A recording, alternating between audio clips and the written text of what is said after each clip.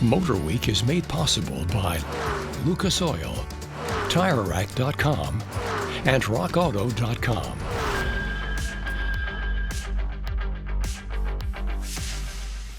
The most important part of any project, or as I like to call it, a build, is the visualization process. Whenever someone comes to our shop with an idea, the first step of the process is visualization. You can use an online digital version of a visualization, or, as I like to use, a pen and paper.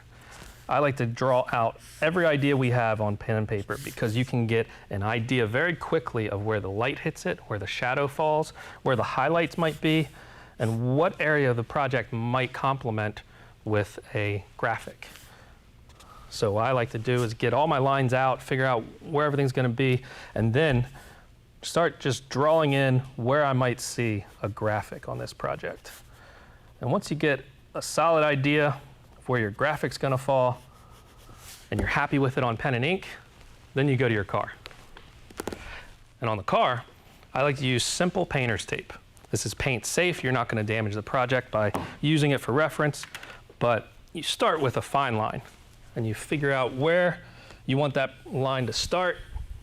And this body line on this car is really great, curves right around here all the way to the back of the car. So that is the one that I'm going to accentuate here. So with that fine line on there, nice and curved, that's going to be my guide for my thicker tape. Now this is thicker, it's not going to bend as easy as this, but it's good for reference. Pull a big line like that, follow it all the way down the hood, and don't worry about creases or wrinkles because it's just so you can get your idea out. It's kind of a sketch on the car with tape.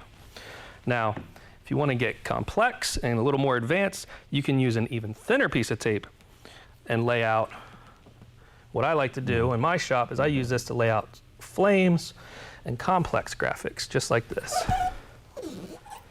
So you can get a really quick line like that, and you can layer it right back over itself, and it gives you a very fast idea of where your graphics might go.